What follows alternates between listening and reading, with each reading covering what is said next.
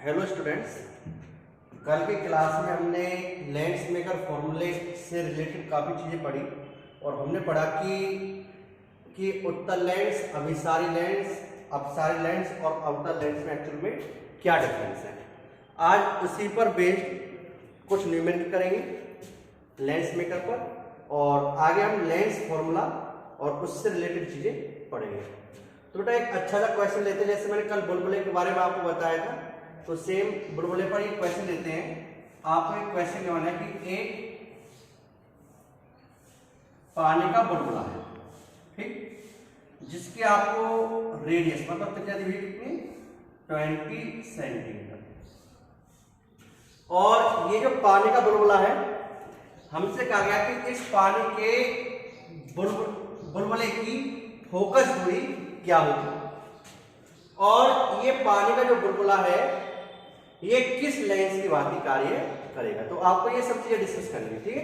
Question में है, question क्या है कि ये पानी के बुलबुले की फोकस दूरी क्या होगी और ये पानी का बुलबुला किस लेंस की भांति कार्य करेगा। तो बेटा आप बताइए, ये पानी का बुलबुला होता है उसके अंदर क्या होती है, वायु, तो इसके अंदर क्या वायु, और हम बताइए पानी का बुलबुला किसमें होगा, पानी के अंदर होगा। तो इसके लिए जो इसके चारों ओर का जो माध्यम हो गया, तो इसके चारों ओर का माध्यम क्या आपका पानी है, ठीक है। तो ये आपका वाटर हो गया, चारों ओर का माध्यम। आपको इस वाटर का अपवर्तनांक दिया और नहीं भी दिया हो तो भी आपको याद रखना चाहिए पानी का अपवर्तनांक कितना होता है, 4/3। अब आपको इसकी फोकस दूरी और ये किस लेंस की बात कार्य करेगा इसका डिस्कशन करना है। अब हम जानते हैं जो आपका लेंस में, इसका सॉल्यूशन देखते हैं। हम जानते हैं जो लेंस में का फॉर्मूला होता 1/f equal to nn divide by nm minus 1/r1 minus 1/r2। यहां पर nn क्या, लेंस का अपवर्तनांक वायु के सापेक्ष, माध्यम का अपवर्तनांक r1 और r2 क्या है, वक्र त्रिज्या है। तो बेटा देखते हैं यहां पर जो आपका ये बुलबुला है, ये क्या आपका बुलबुला जो है, अगर मैं इस बुलबुले की बात करूं तो ये बुलबुला मेरे लिए लेंस है।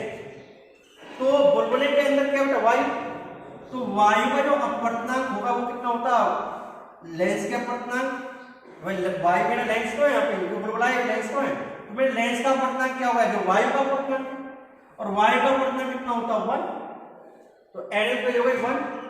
माध्यम क्या बेटा मेरा nm, इसके सराउंडिंग मीडियम क्या, पानी, तो पानी का अपवर्तनांक क्या होगा 4/3 r1 क्या, वक्र त्रिज्या। अब आपको बताए कि इधर वाली दूरी क्या ली जाएगी, सामान्यतः इधर वाली दूरी क्या लेते हैं हम, पॉजिटिव, और इधर वाली नेगेटिव, तो साइन कन्वेंशन अकॉर्डिंग तो ये हो गई। इसके लिए r1 कितनी होगी, प्लस r। इस वाली वक्र सतह के लिए अगर हम देखें तो बेटा जो ये वाली वक्र सतह है, इस वाली वक्र सतह के लिए क्या होगा, r क्या होगा प्लस r, और इस वाली वक्र सतह के लिए इसका सेंटर किधर होगा, इधर, इस वाले सरफेस से, इसका सेंटर इधर, इस वाले सरफेस से सेंटर इधर, तो r में क्या होगी प्लस r और r में क्या होगी माइनस r। तो r में क्या होगी आपकी प्लस r, कितने मीटर, प्लस 20 सेंटीमीटर, और r2 क्या होगी आपकी, r2 होगी माइनस r। माइनस r मतलब इस वाले सतह से देखेंगे तो माइनस r, तो आप कितने मीटर, माइनस 20 सेंटीमीटर। क्लियर। तो अब आपको फोकस दूरी ज्ञात करनी है, सिंपल फॉर्मूला वैल्यू पुट करो। तो यहां से क्या आ गया आपका, this implied 1/f equal to nl, nl को लिखते बेटा 1, nm माध्यम का मतलब कितना 4/3, और माइनस 1/r1 कितना प्लस 20, माइनस 1/r कितना माइनस 20। क्लियर। तो यहां से आपका this implied 1/f equal to क्या हो गया 3/4 minus 1/20 minus minus plus 1/20। So this implied 1/f equal to minus 1/4, ठीक है। 3/4 माइनस 1 क्या होगा आपका माइनस 1/4, और 1/20 प्लस 1/20 क्या होगा 2/20। यहां से 1/f इक्वल टू, सो 2 से 10 टाइम्स गए तो -1/40 और this implied F equal to आ गया -40 सेंटीमीटर। तो बेटा एक काम तो अपना हो गया कि जो इसकी फोकस दूरी है वो कितनी है आपकी -40 सेंटीमीटर। तो इसकी हमने फोकस दूरी तो कैलकुलेट कर ली। सेकंड, अब हमें इस लेंस की प्रकृति बतानी कि ये पानी का बुलबुला किस लेंस की भांति कार्य करेगा। तो आपको जैसे मैंने बताया है कि फोकस दूरी पॉजिटिव, इसका मतलब उत्तल लेंस या अवतल लेंस, उत्तल और अवतल नहीं बताइए बेटा यहाँ पर, इसका मतलब अभिसारी लेंस। फोकस दूरी पॉजिटिव मतलब अभिसारी लेंस होता है, और फोकस दूरी नेगेटिव मतलब अपसारी लेंस। ठीक, अपसारी लेंस। अब देखो यहां पर जो आपका बुलबुला है इसकी फोकस दूरी क्या आई है, नेगेटिव आई।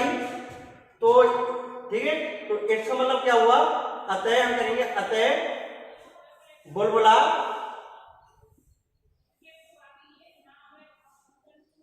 अपसारी, अतः बुलबुला अपसारी लेंस की भांति व्यवहार करेगा। अपसारी लेंस का मतलब जो किरणों को फैलाएगा। तो ये जो पानी का बुलबुला है, अगर मैं इसमें प्रकाश की किरणें आपकी करूं तो वो किरणें क्या होंगी बेटा, फैलेगी।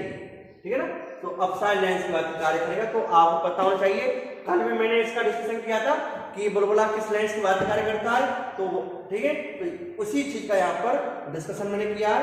तो आप ये सब चीज नोट करें पॉज करके। चलो आगे एक न्यूमेरिकल और लेते हैं इस पर।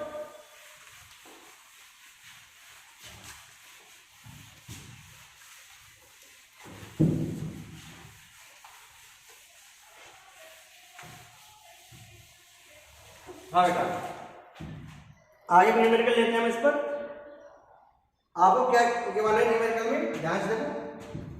क्वेश्चन की स्टेटमेंट क्या है कि एक उत्तल लेंस है,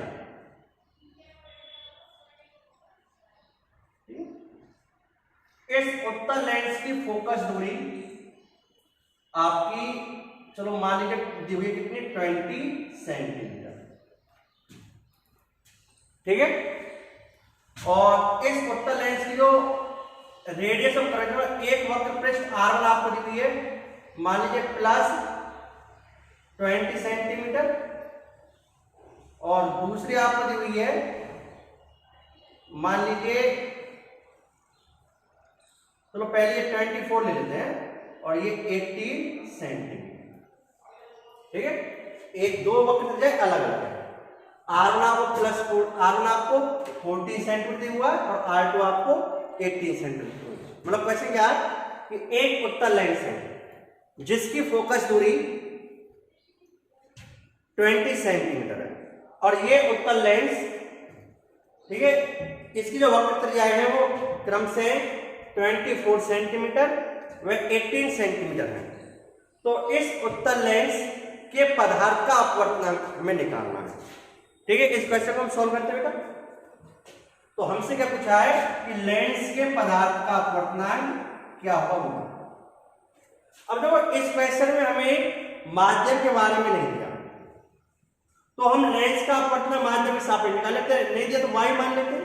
तो हमें ऐसे कह सकते हैं कि हमें यहाँ पे क्या निकालना है, लेंस पदार्थ का अपवर्तनांक NLM ये निकालना है। अगर माध्यम में नहीं दिया तो हम कौन सा मानेंगे, y। तो यहाँ पर तो ऐसी जरूरत भी नहीं है, हमें सीधा NLM निकालना, y के सापेक्ष आ जाएगा जो भी है। ठीक, अब आपको बता जो फोकस दूरी कैलकुलेट करने में जो हमारे पास फॉर्मूला होता है, हमें जो क्वेश्चन में क्या गिवन है, हमें फोकस दूरी गिवन है, R1 गिवन है, R2 गिवन, और बेटा क्या निकालना है, NLM, लेंस के पदार्थ का अपवर्तनांक निकालना माध्यम के सापेक्ष। तो आपको पता है हमारे पास जो लेंस का फॉर्मूला हो गया 1/f = NLM -1 1/R1 -1/R। ठीक, अगर इस फॉर्मूले में हमारे पास कितनी टर्म है, 4, 1 2 3 और 4, एंड 4 टर्म में से कितनी टर्म गिवन है, हमें 3 टर्म गिवन है। F में पता है, R1 में पता है, R2 पता है, NLM निकालना, फॉर्मूले में रखेंगे, क्वेश्चन सॉल्व करते हैं। अब तो बेटा अब आपको एक ही आपको लेंस कैसे दिया, उत्तल लेंस। अब इसमें माध्यम नहीं दिया, ठीक है, कि माध्यम क्या है, माध्यम क्या है। अगर आपको माध्यम मानने तो माध्यम क्या, वायु, और जब माध्यम वायु है, ठीक है, तो हम यहां पर सराउंडिंग मीडियम में वायु मानेंगे, तो बेटा यहां पर ये अभिसारी लेंस की तरह काम करेगा, और जब ये अभिसारी लेंस की तरह काम करेगा तो इसकी फोकस दूरी क्या होगी, पॉजिटिव। तो इसलिए साइन कन्वेंशन के अकॉर्डिंग FQL क्या लेंगे हम, प्लस 20 सेंटीमीटर। क्लियर। R1 वक्र त्रिज्या है। अब जो R1 है इस वाली सतह की, जो आपकी ये वाली सतह है, ठीक है, इसकी रेडियस में कह रहा हूं R1 है, और मान लीजिए इस वाली सतह की रेडियस कितनी है, R2। इसकी त्रिज्या R1, इसकी त्रिज्या R2। अब बेटा मुझे बताइए कि इसका जो सेंटर होगा, ठीक है, इसकी जो सेंटर ऑफ कर्वेचर होगा इधर होगा, तो इस पृष्ठ से इधर वाली तरफ चले जाएंगे पॉजिटिव, और इसका जो सेंटर होगा इस वाली सतह से किधर होगा, इधर, तो ये वाली क्या जाएगी, नेगेटिव। तो ये वाली वैल्यू हो गई आपकी R1, और ये वाली क्या हो गई आपकी R2। तो R1 क्या लेंगे, तो इसके लिए R1 पॉजिटिव, इसके लिए R2 नेगेटिव। तो R1 कितना दिया आपको 24 सेंटीमीटर, तो आप लिखेंगे प्लस के 24 सेंटीमीटर। R2 कितने का है, R2 का माने आपको 18 सेंटीमीटर, तो इससे ये लेंगे बेटा माइनस नेगेटिव लेंगे, माइनस 18 सेंटीमीटर।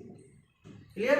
अब फॉर्मूले में वैल्यू करेंगे आप, तो फॉर्मूले में वैल्यू करेंगे क्या आएगा, 1/f, f कितना आपका 20 सेंटीमीटर। NLM लेंस के पदार्थ का अपवर्तनांक कितना, ये हमें निकालना है। NLM -1 1/R1, R1 कितना है आपका 24 -1/R2, R2 कितना आपका -18। क्लियर। तो यहां से इधर सॉल्व कर रहा हूं, तो 1/20 इक्वल टू NLM -1। तो बेटा आपका 7, चलो इसको लिख लेते हैं, 1/24 माइनस माइनस प्लस हो जाएगा 1/18, तो this imply 1/20 equal to NLM -1, 24 plus 8, इसका आंसर कितना आएगा 72, 24 से 3 टाइम्स प्लस 18 से 4 टाइम्स, तो यहां से this imply 1/20 equal to NLM -1 7/72, तो मल्टीप्लाई कर बेटा इधर, तो 72 divide by 20 into 7 equal to क्या है NLM -1। So this implied 72 upon 140 equal to NLM -1। तो लेंस के पदार्थ का अपवर्तन कितना है आपका 72 1/40 प्लस 1। तो अगर हम ध्यान से देखें तो NLM इक्वल टू, तो ये कितना है 72 डिवाइड बाय, अगर ये 70 होता तो ये 0.5 होता, इसका मतलब ये 0.5 जस्ट थोड़ा हो, तो इसको 0.51 ले लेता हूं ना, 0.51 प्लस 1, तो ये कितना गया आपका 1.51। तो बेटा लेंस के पदार्थ का अपवर्तन क्या होगा 1.5। हाँ बेटा अपवर्तनांक का मात्रक क्या है, बोलो क्या होता है, आप सब लोग जानते हैं अपवर्तनांक एक मात्रक की राशि, ध्यान रखना इसका कोई मात्रक नहीं होगा, तो आप लिखना चाहो लिख सकते हो मात्रक, ठीक है। तो इस तरीके से ये वाला क्वेश्चन सॉल्व होगा। तो आपके जो RBSc बोर्ड है उस RBSc बोर्ड में इसी टाइप के ही क्वेश्चन आते हैं, ज्यादा डिफिकल्ट क्वेश्चन नहीं आते, तो उससे रिलेटेड जो क्वेश्चन है वो मैंने आपको करा दिया, ठीक है। अगला नेक्स्ट टॉपिक हम देखते बेटा, नेक्स्ट टॉपिक आपका लेंस सूत्र, ठीक है। यहां तक की चीजें आप अच्छी तरीके से नोट करो, और अगर आपको एक बार में कोई चीज समझ में नहीं आती है तो उसको वीडियो को दोबारा से देखो, ठीक है। तो आप अगर दूसरी बार देखोगे तो आपको ऑटोमेटिक वो चीज समझ में आ जाएगी। जितना मुझे बताना था वो सब चीज मैं इसमें डिस्कस कर चुका हूँ। तो नेक्स्ट टॉपिक हम देखते हैं बेटा। आपका जो अगला टॉपिक है वो है लेंस। ठीक है, जैसे हम लोगों ने दर्पण सूत्र पढ़ा था उसी तरीके से आपका लेंस सूत्र, मतलब वस्तु कहां है तो प्रतिबिंब कहां पर बनेगा। ठीक है, वस्तु कहां पर है तो प्रतिबिंब कहां पर बनेगा। ठीक है, इस चीज को निकालने के लिए कि अगर किसी लेंस के सामने कोई वस्तु है तो प्रतिबिंब की स्थिति क्या होगी, तो इस प्रतिबिंब की स्थिति के बारे में बताने के लिए जिस सूत्र का उपयोग करते बेटा वो सूत्र आपका क्या है, लेंस। ठीक है, तो आपका जो अगला टॉपिक वो क्या आपका लेंस फॉर्मूला, लेंस सूत्र, लेंस फॉर्मूला।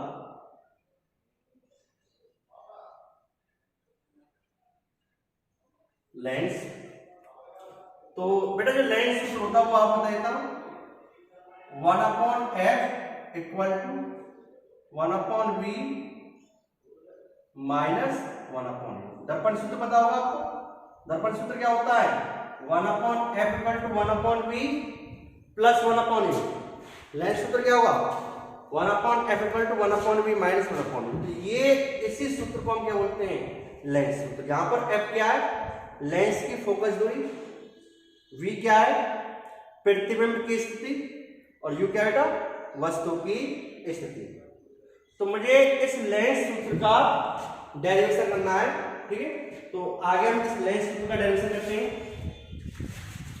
देखो बेटा एक चीज और बता रहा हूं, मैं जितनी भी चीजें आपको पढ़ा रहा हूं आपके आरबीएससी बोर्ड के अकॉर्डिंग पढ़ा रहा हूं। इसमें कुछ एक्स्ट्रा चीजें मैं नहीं दे, जितना आपके स्कूलिंग से मतलब है उतनी ही चीजें आपको मैं करा रहा हूं। हाँ जी,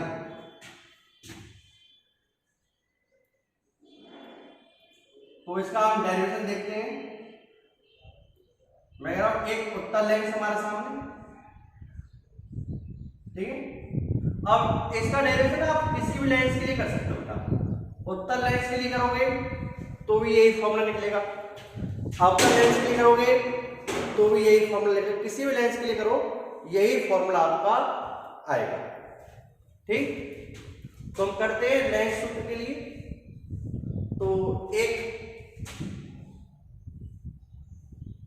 उत्तल लेंस है,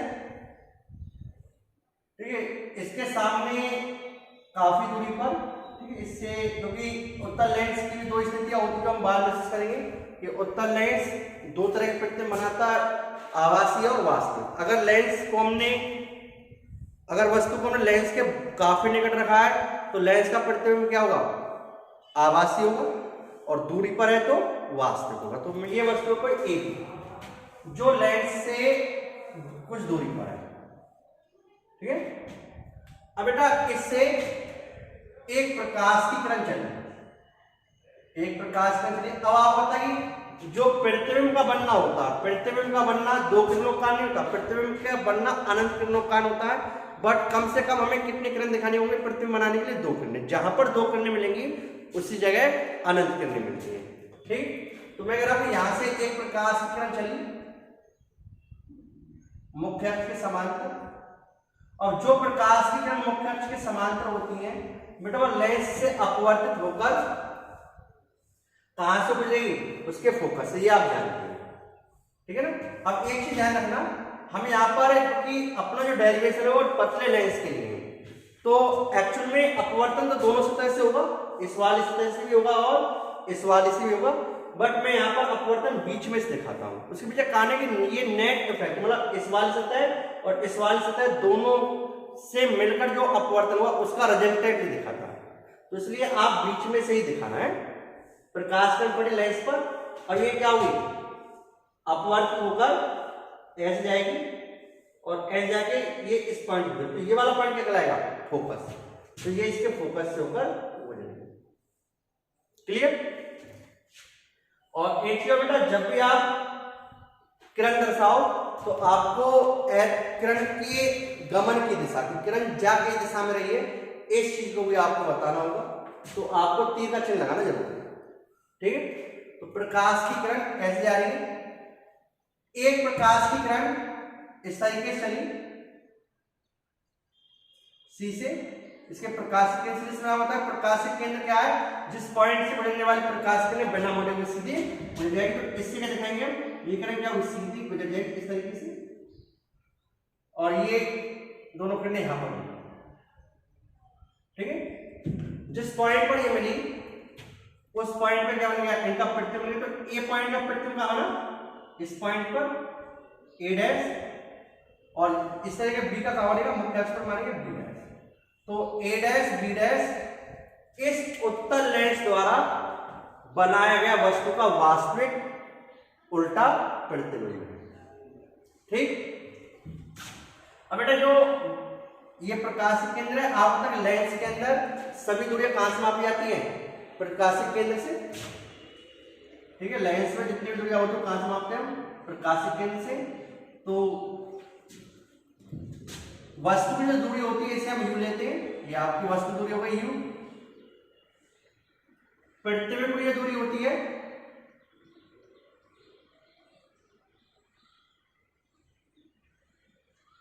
इसे हम वी लेते हैं, ठीक है। वस्तु दूरी यू, प्रतिबिंब की दूरी वी, और जो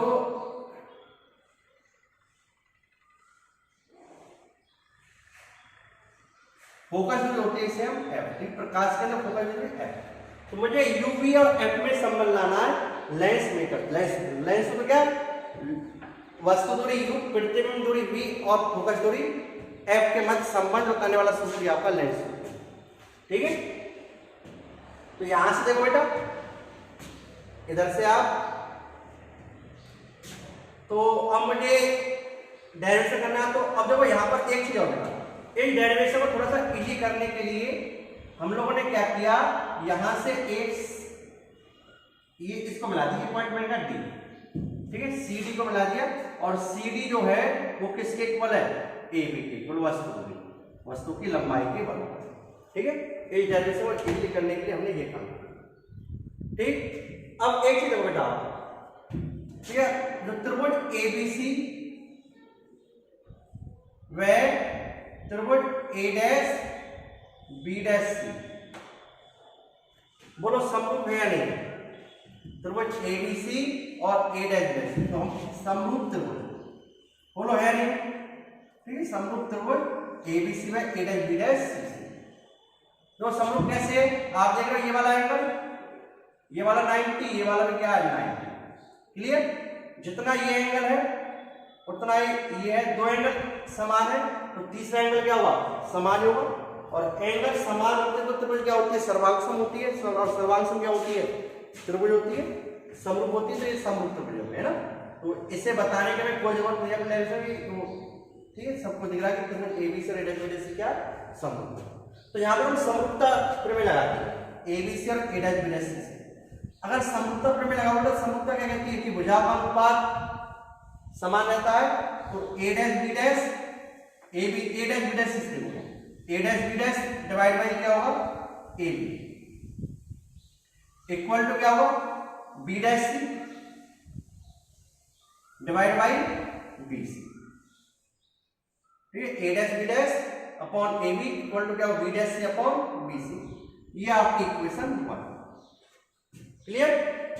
अब हम देखते बेटा समरूप त्रिभुज दूसरी लेते हैं, समरूप त्रिभुज कौन से बेटा, दो दूसरे लेते हैं A dash B C D F व A dash B dash F, ठीक है। समरूप त्रिभुज कौन से, सी डी एफ और ए डैश बी डैश एफ से। देखो बेटा यहाँ पर सी डी एफ और ए डैश बी डैश एफ, तो यहां पर भी ये भी समरूप है, क्यों, देखो ये वाला एंगल और ये वाला एंगल, ये वाला एंगल 90 डिग्री और ये वाले एंगल और ये वाला एंगल क्या है, सेम, दो एंगल से, तो तीसरा क्या होगा सेम, और एंगल सभी समान, तो त्रिभुज कैसे होती है, सर्वांग सम और समरूप, क्लियर। तो यहां से क्या होगा सी डैश, तो करते हैं A dash B dash divide by C D, equal to क्या होगा यहाँ पे B dash F divide by B dash F divide by ये वाली वैल्यू कितनी है सी एफ। ठीक है, ये आपका समीकरण नंबर क्लियर। यहां तक नोट करो।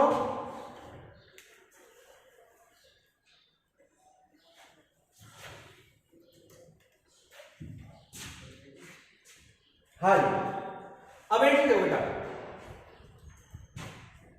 इधर देखो, बट जो सी डी है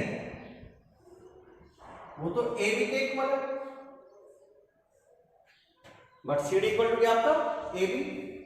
तो यहां से क्या आ गया आपका, तो समीकरण 2 से आप कह सकते हो, समीकरण 2 से अगर हम वैल्यू पुट करें तो क्या है, this imply A dash B dash upon A B equal to क्या होगा B dash F divide by C F. ये आपका समीकरण नंबर क्लियर। तो समीकरण 1 और 3 से आप देखो बेटा, समीकरण 1 व 3 से अगर हम समीकरण 1 और 3 से देखें तो आप देख लो कि दोनों की एलएचएस साइड, जो एलएचएस इसके वही एलएचएस इसके, दोनों की एलएचएस समान है। जब एलएचएस समान है तो क्या होगी आरएचएस में क्या होगा समान होगी। तो समीकरण 1 व 3 से दोनों की एलएचएस समान है तो आरएचएस समान होगी। क्या लिख सकते हैं, this implied B dash C divide by B C equal to क्या होगा B dash F divide by C. ये आपकी इक्वेशन नंबर 4 क्लियर। अब एक चीज देखो ध्यान से, आपको वैल्यू किसकी बता, आपको बी सी की वैल्यू पता कितनी है, बी डैश सी की वैल्यू पता कितनी हुई, सी एफ की वैल्यू बता एफ, बी डैश सी बता है, बी सी बता सी एफ। अब ये बी डैश एफ तो आपका अननोन है, इसकी वैल्यू तो आप जानते नहीं।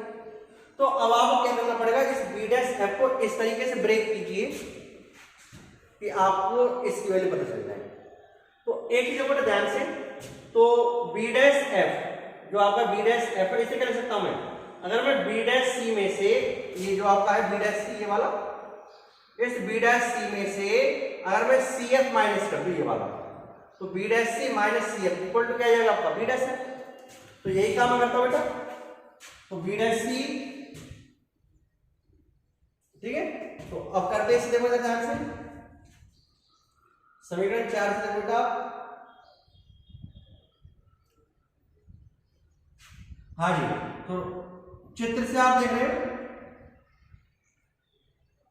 चित्र से बोलो बी डैश एफ किसके इक्वल है बेटा, देखो ध्यान से, बी डैश एफ किसके इक्वल है, बी डैश एफ आपका बी डैश सी माइनस के सी एफ, बोलो है नहीं, बी डैश सी माइनस के सी एफ।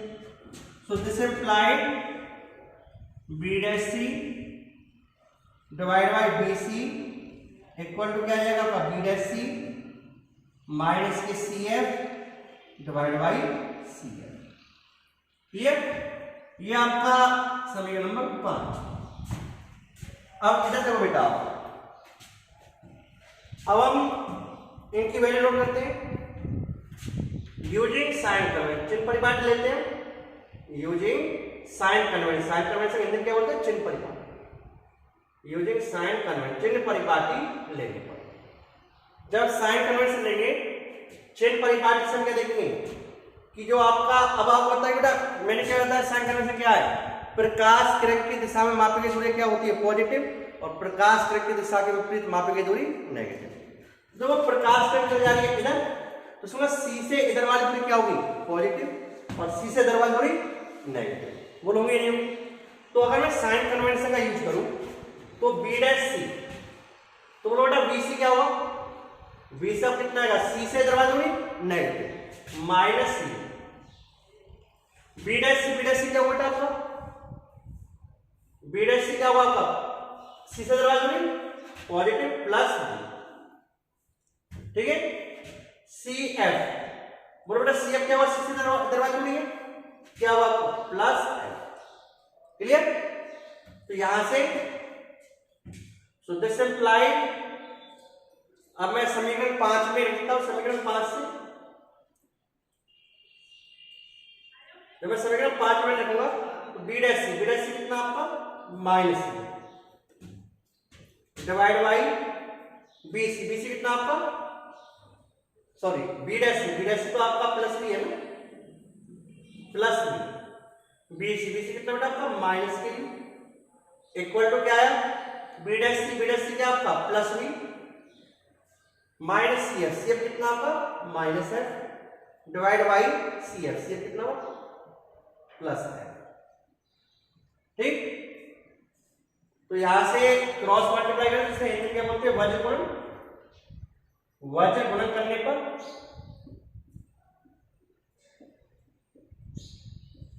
हाँ जी वज्र गुणन करो बेटा, तो वज्र गुणन करने पर क्या होगा, देखो क्रॉस मल्टीप्लाई करेंगे क्या होगा, वी एफ प्लस का इक्वल टू क्या होगा माइनस के यू वी, और माइनस माइनस क्या हो गया minus you minus F minus plus U F. Clear, यहां से यू एफ बदल ले, यू वी को बदल ले जाओ, इसको बदल ले जाओ, तो दिस इम्प्लाइड प्लस के यू वी इक्वल टू क्या होगा यू एफ माइनस के वी एफ। क्लियर, इससे आप कोई समीकरण दे दो अच्छे। क्लियर बेटा, यहां तक की चीजें आप नोट करो सब कुछ। हाँ जी, तो इसके बाद की चीजें मैं इधर लिख रहा हूं।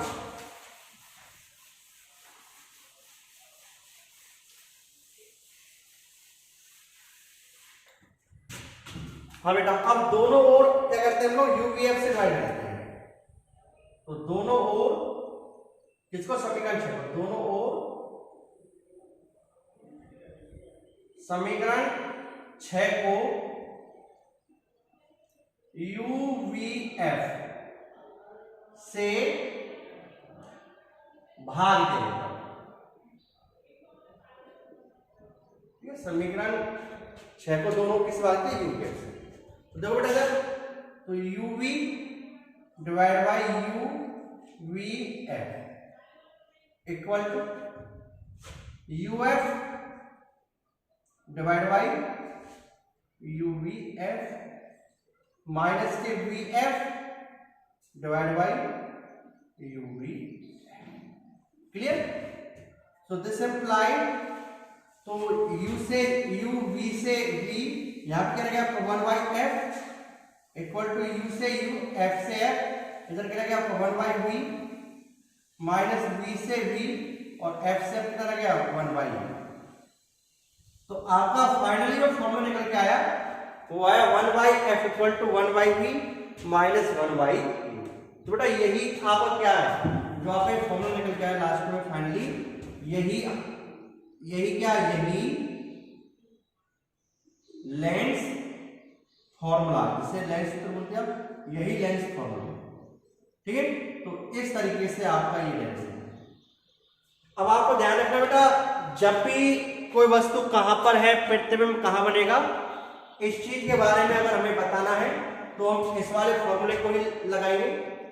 ठीक है, जैसे आपको अब इस क्वेश्चन में आपके पास 3 अज्ञात राशि u v और f, अगर इन 3 अज्ञात राशियों में से आपको किन्हीं भी 2 राशियों के बारे में पता हो तो वो लोग तीसरी राशि निकाल लेंगे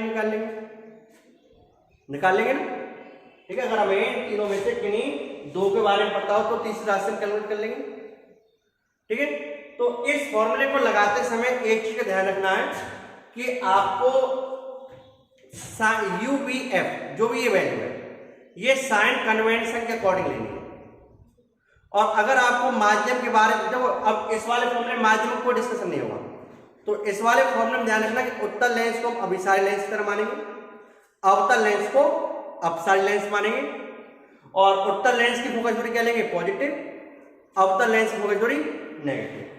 और वस्तु की दूरी हमें ध्यान रखना, वस्तु की दूरी हमेशा नेगेटिव होती है, क्योंकि वस्तु की दूरी जब भी आप चाहे कोई फॉर्मूला अप्लाई करो, चाहे आप लेंस सूत्र करो चाहे दर्पण सूत्र करो, वस्तु की दूरी हमेशा नेगेटिव होगी, क्योंकि किरण तो वस्तु से चलेंगे ना। ठीक है, अगर रियल वस्तु वास्तविक वस्तु है तो तो वास्तविक वस्तु की दूरी क्या लेनी हमेशा नेगेटिव लेनी, ये ध्यान रखना, ठीक है। तो वास्तविक वस्तु के लिए दूरी क्या होगी बेटा, हमेशा नेगेटिव होगी। अब इस पर बेस मैं मान लीजिए चलो एक सिंपल सा न्यूमेरिकल ले लेता हूं, बना लेते हैं। न्यूमेरिकल तो हमारे हाथ में बनाना, ठीक है।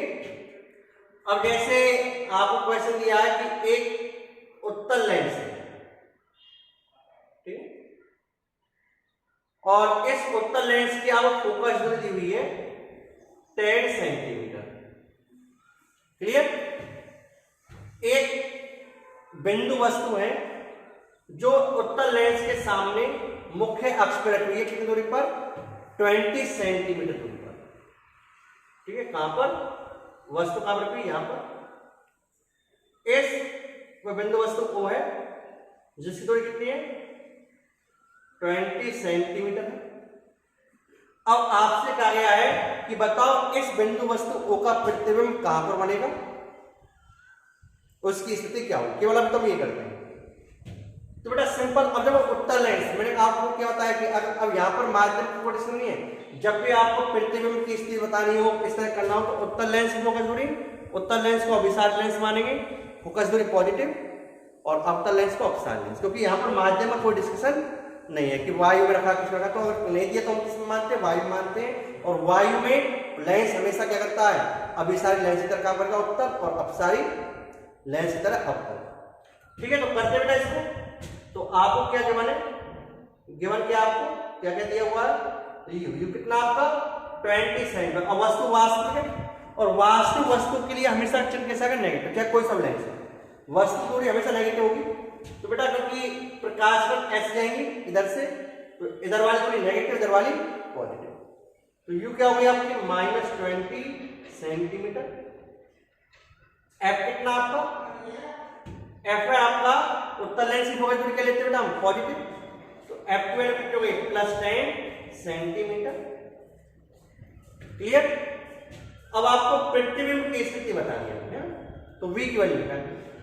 तो आप बता वन ऑफ लेंस सूत्र क्या है, लेंस सूत्र से, लेंस फॉर्मूले से,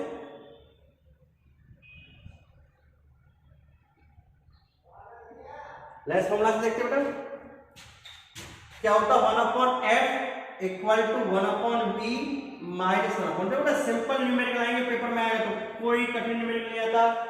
बोर्ड हमेशा ऐसे क्वेश्चन देता है कि बच्चे सब पास हो जाएंगे, तो डिफिकल्ट न्यूमेरिकल नहीं आते। बस बच्चे क्या गलती करते हैं, बच्चे गलती करते हैं साइन कन्वेंशन में, साइन कन्वेंशन का यूज सही तरीके से नहीं करते, जिसके कारण उनका न्यूमेरिकल क्या होता है, गलत हो जाता है। सिंपल न्यूमेरिकल साइन कन्वेंशन का यूज रखना, आपको यूज करना, तो साइन कन्वेंशन का थोड़ा सा जरूर ध्यान रखना आपको ऐसे करते।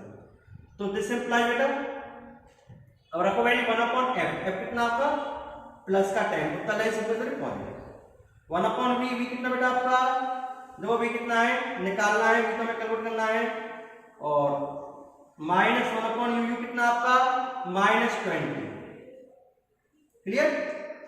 तो इधर देखो स्क्वायर कर देते हैं हम लोग,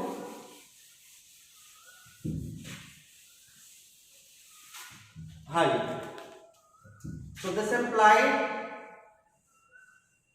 1/v इक्वल टू कितना आ गया 1/10, और चलो तो इसको 1/10 इक्वल टू क्या 1/v, माइनस माइनस क्या होगा plus 1/20, clear.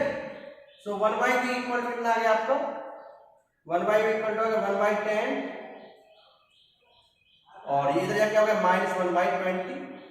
So this implied 1/v equal to 20 आपका एलसीएम आ गया, 2 times -1, so 1/v equal to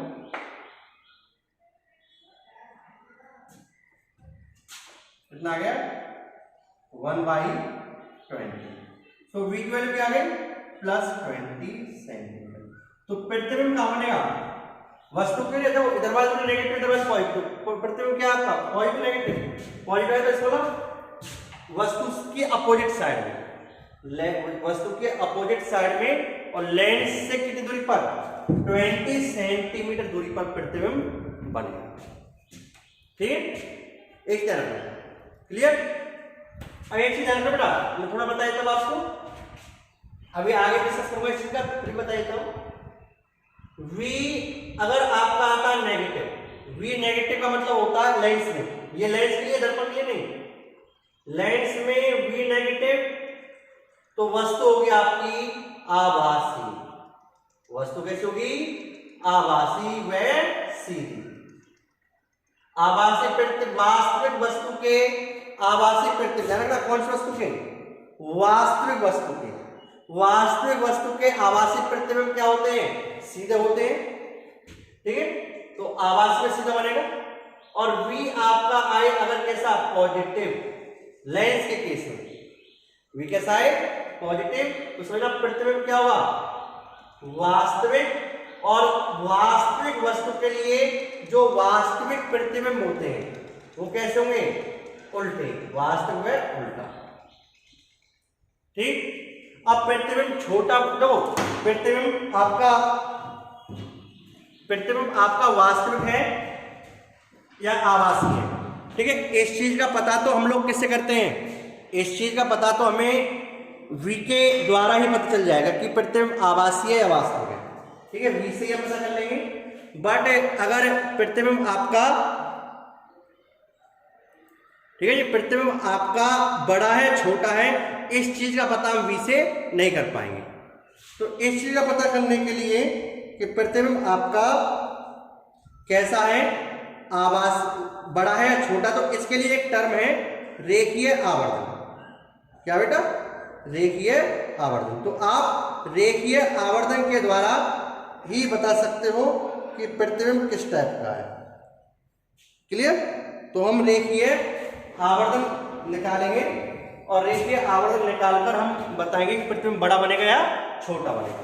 तो अपना जो अगला नेक्स्ट टॉपिक होगा वो होगा रेखीय आवर्धन, लेंस का रेखीय आवर्धन। जैसे हमने दर्पण का आवर्धन किया था रेखीय आवर्धन, उसी तरीके से हम लेंस का भी क्या करेंगे? रेखीय आवर्धन बारे में पढ़ेंगे, ठीक है। तो यहां तक की चीजें पहले आप नोट करो अच्छे तरीके से। तो इस वाले न्यूमेरिकल प्रतिबिंब कैसा आपका? वास्तविक व उल्टा है, जो भी है। करो नोट यहां तक, ठीक है जी, नोट करो आप यहां तक। हाँ जी, अपना नेक्स्ट टॉपिक हम चालू करते हैं, ठीक है।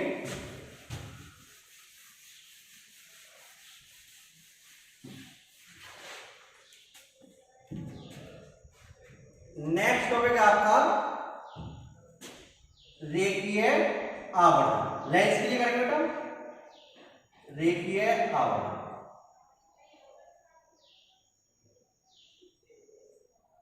ठीक। तो रेखीय आवर्धन को हम इंग्लिश में बोलते हैं लीनियर मैग्निफिकेशन। Linear magnification. बेटा जैसे हम लोगों ने रेखीय आवर्धन किसके लिए निकाला था? हाँ जी, तो जैसे आपका हम चर्चा कर रहे थे रेखीय आवर्धन पे। तो बेटा जो रेखीय आवर्धन है आपकी, हम लोगों ने रेखीय आवर्धन के बारे में दर्पण में भी पढ़ा और इसकी चर्चा हम करेंगे। तो रेखीय आवर्धन क्या होता है कि प्रतिबिंब के आकार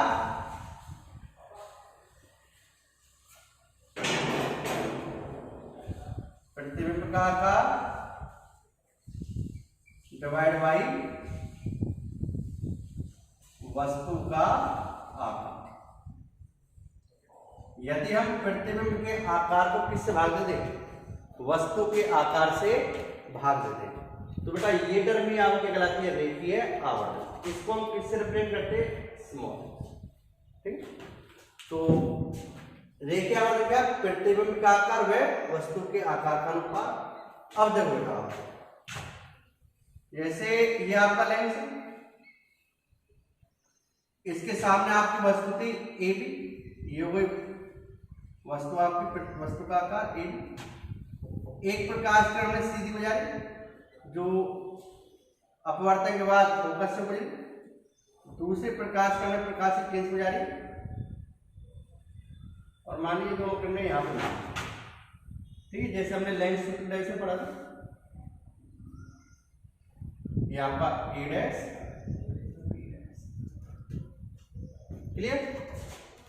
तो अब अगर मैं यहाँ पे रेखीय आवर्धन निकालूं तो क्या होगा? ए डैश बी डैश, प्रतिबिंब का आकार क्या A dash B dash divide by वस्तु का आकार क्या ए।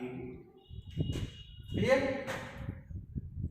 अब देखो बेटा प्रतिबिंब के आकार में ले रहा हूं H2 और इसको मैं ले रहा हूं H1, ठीक है?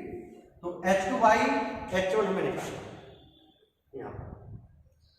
अब आपको मैं डायरेक्ट इसका फॉर्मूला बता रहा हूं, ये क्या होगा, ठीक है? H2 बाई H1 का ए डैश बी डैश अपॉन ए। आपको ध्यान हो तो मैंने ये चीजें आपको दर्पण में पढ़ाई थी, और दर्पण में अपना जो रेखीय आवर्धन था m इक्वल टू वही प्रतिबिंब का आकार H2, वस्तु का आकार H1 इक्वल टू वहां पे क्या लिखा था, वहां पे लिखा था मैंने माइनस v बटे। क्लियर? वहां पे मैंने क्या लिखा, माइनस v बटे। ये किसके लिए था, ये चीज थी किसके लिए, दर्पण के लिए, दर्पण के लिए। अगर मैं अब यहां पर यही चीज मैं लेंस के लिए करूंगा तो लेंस के लिए बेटा ये चीज किसके इक्वल होगी, H2 by H1 equal to क्या होगी, क्या होगी, प्लस v अपॉन, ठीक है ना? अब जब आप इसमें कंफ्यूज होता बच्चा कि ये माइनस वी वाई आएगा या प्लस वी वाई आएगा, तो इसके लिए मैंने आपको ट्रिक बताई थी। मैंने कहा था कि जो आपका लेंस सूत्र होता है, जैसे जो मुख्य सूत्र है लेंस के लिए हम बात करें तो लेंस सूत्र क्या होता है, 1/f equal to 1/v minus 1/। तो जो इसका मेन फॉर्मूला है, अगर इसके मेन फॉर्मूले में यहाँ पे क्या आ रहा है बेटा, देखो ध्यान से, यहाँ पे क्या आ रहा है नेगेटिव। अगर इसके मेन फॉर्मूले में आता है नेगेटिव तो इस वाले फॉर्मूले में क्या आएगा यहाँ पर पॉजिटिव, ठीक है?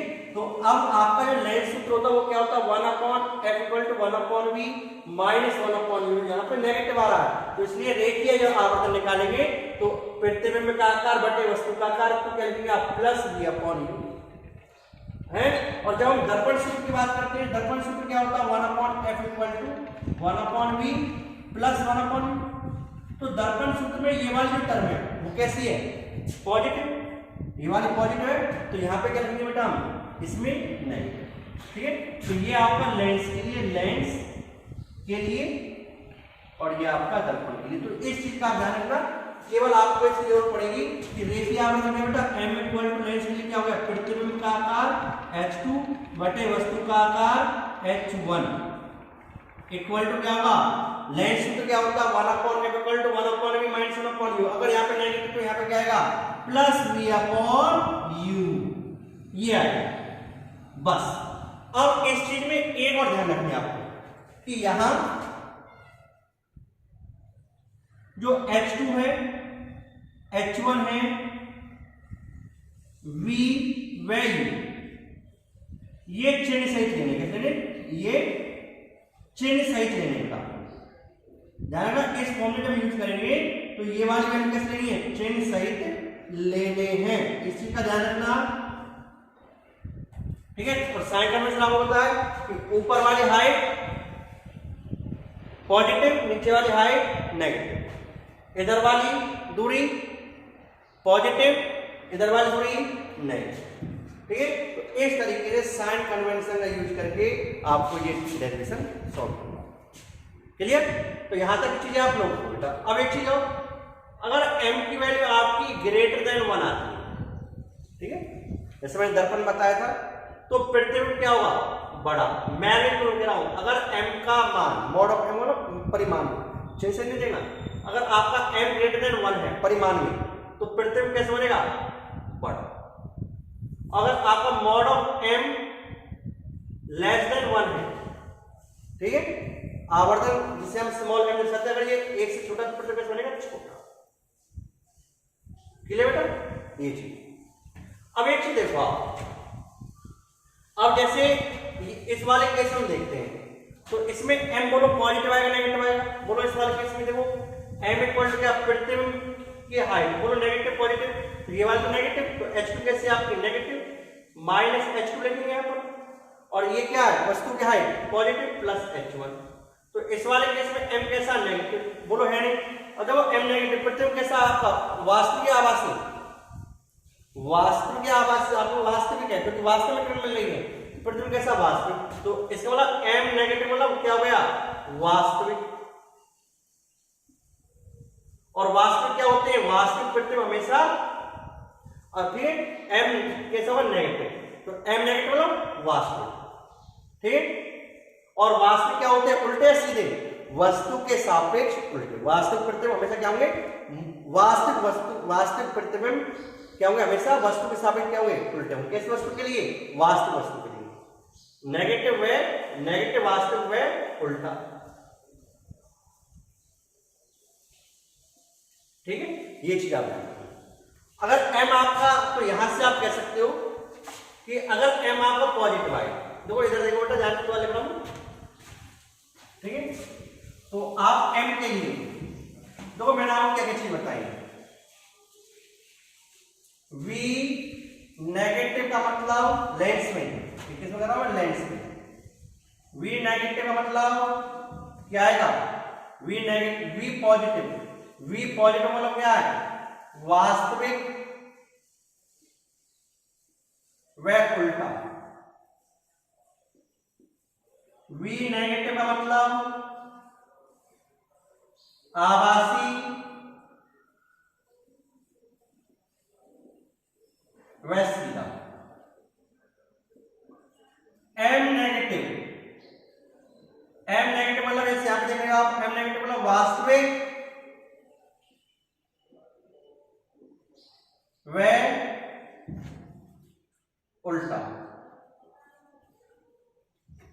m पॉजिटिव मतलब क्या होगा, m पॉजिटिव मतलब आभासी, और आभासी क्या होंगे, सीधे व सीधा, आभासी व सीधा, clear. Mod of m greater than 1 बड़ा परिमाण, mod of m less than 1 छोटा। तो प्रतिबिंब आभासी है, वास्तविक है, सीधा है, उल्टा है, कुछ भी है, तो आप इस तरीके से भी बता सकते हो।